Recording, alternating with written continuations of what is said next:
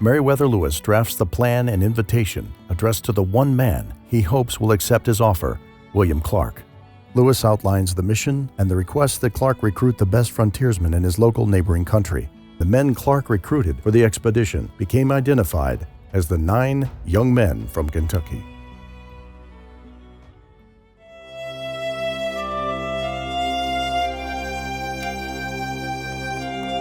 An announcement goes out and is posted. President Jefferson is sending his personal secretary, Meriwether Lewis, on a mission to explore the new territory purchased from France. But Lewis will play it close to his vest and not divulge the real mission until the time is right. Engage some good hunters, stout, healthy, unmarried men, accustomed to the woods and capable of bearing bodily fatigue in a pretty considerable degree. Thank you, ma'am. Hey there, friend. What news you posting? Jefferson's looking for some young men to engage in the exploration of the western frontier. Are you interested? Very much. Can you read? I reckon I can. Well, take this handbill, and if you would, go around to the general's cabin is where you need to enlist. Thank you very much, sir. Yes, sir. Applicants are to gather at General Clark's cabin, where his younger brother William Clark will review the candidates and select those fitting the requirements to be approved by Captain Lewis. The news spread like a wildfire on a prairie. Men of all ages were eager to prove their worth and courage by encountering the unknown wilderness of the West. The recruitment call was declared a mission to explore the source of the Mississippi River, then travel to the Lake of the Woods and beyond. Candidates would be chosen on their merit and expertise. There was no lack of men stepping forward to join this expedition. It was like a feeding frenzy for every young man in the territory. They were starved for adventure, and this was their chance. Reuben! Reuben! Hear the news? Jeff's forming an expedition to find the source of the Mississippi. Why would he do that? I don't know. Read this. I'm going.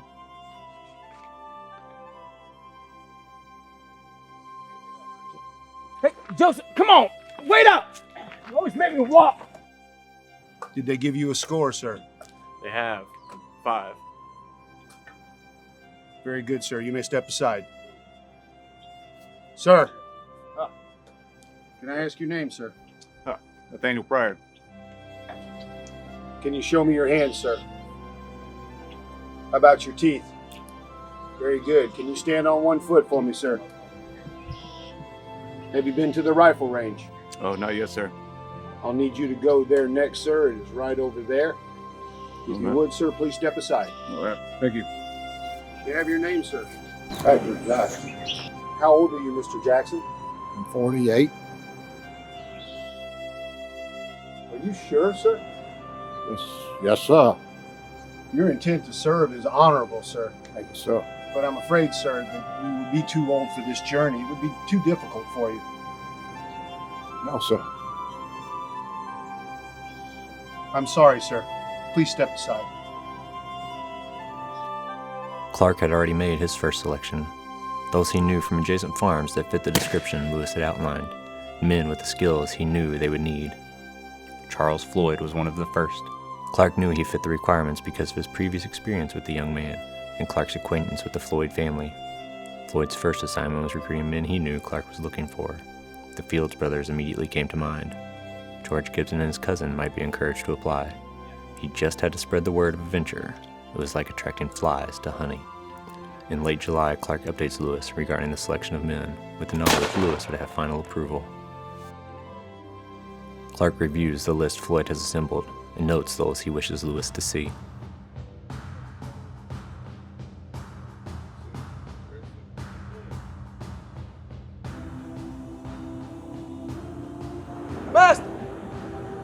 Master William! The boss is here! Captain Lewis, he's here! Go meet them, York! The day everyone has been anticipating finally arrives. Captain Lewis and his party tie up the boats below the Clark cabin. Lewis ascends the high embankment while his men begin to set up camp below. Clark, my friend, it's been too long. Aye, Captain, it has. The General and I have anxiously been awaiting your arrival. We have so many plans and details to discuss. We do, but first I want to introduce you to my eldest brother, the General. It would be an honor and a pleasure to meet his acquaintance finally, and render greetings from the President's own hand.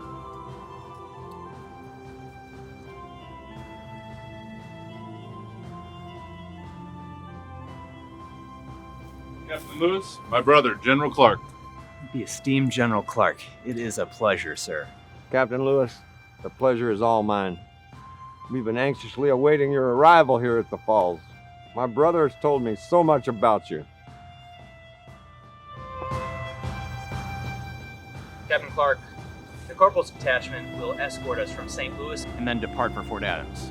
Mr. Shannon and Mr. Coulter have proven themselves worthy to be considered of the enterprise. Very good. Likewise, these are the 7 men I've found worthy of our consideration for our trip into the interior. Very well.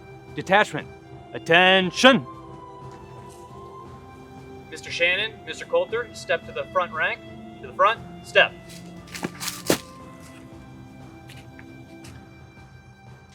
Both captains approve of the selections made subject to a trial performance period, lasting until the final decision for the permanent party is made in the spring prior to beginning their westward voyage into the unknown.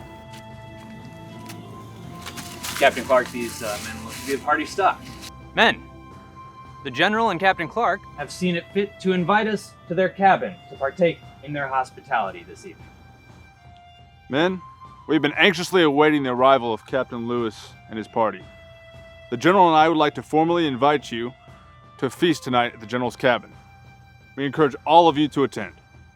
Detachment, dismissed. As they are welcomed into Clark's cabin, they are greeted by aromas of venison and wild turkey roasting on the spit, with a pot of fresh vegetable stew from the garden on the hill simmering in the coals. Apples and pears from the orchard down the lane resting in bowls on the table, and from the smell you can already savor the taste of fresh bread baking in the side oven. The welcome by the two Clark brothers puts everyone at ease and in high spirits. The banquet of food and drink ease the conversation. Flickering lamplight dances as the fiddle sings its tune. The music fills the air, mixed with boisterous voices and much laughter. Talk of exploration and discoveries yet to be made build the anticipation of the journey westward.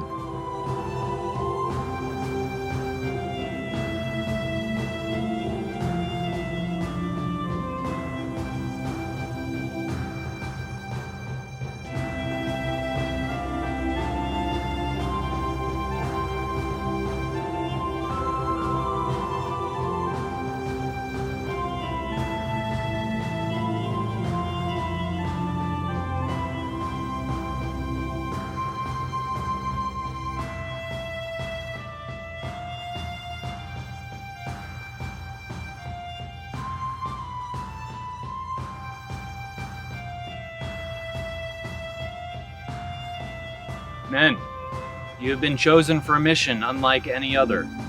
Though you stand here before me now, you will remain on a trial basis until you are permanently inducted to the party. These soldiers here are escorting us to St. Louis and will be replaced by men from outposts along the way. Corporal. Yes, sir. Take command of your detachment to execute their duties. Detachment dismissed. Zuza!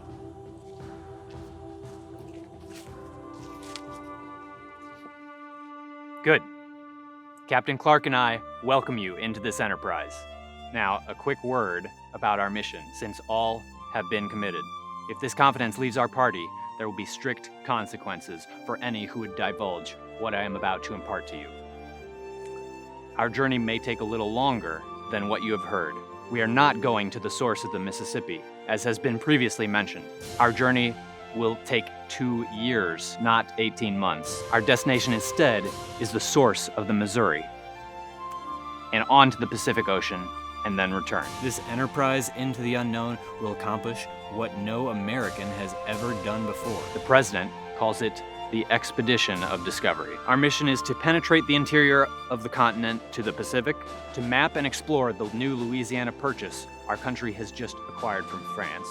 For the advancement of science, Captain Clark and I will be recording the flora and fauna along with the many mammals, animals, and beasts that inhabit the country. We will also be mapping and documenting what we observe in this new country. For the advancement of commerce while in the westward wilderness, we will be seeking the fabled Northwest Passage. We will also commence friendly trade with the Indian nations we encounter along the way. Please see Corporal for your clothing ration and report every morning for assignment of your new duties.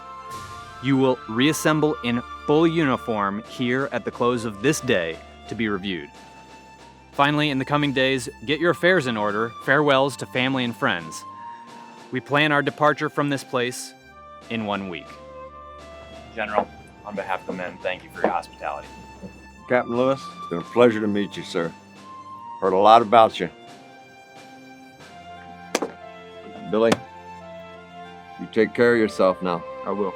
You come home to us safe and sound. I will.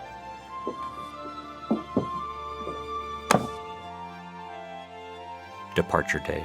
On the 26th of October, 1803, the party prepares to cast off. The general watches on as the final preparations are made before Lewis and Clark board and launch the Corps of Discovery. Downriver into a wilderness yet uncharted. Wherever the river leads, to whatever encounters, it will be an enterprise that will ultimately change the face and destiny of a young nation.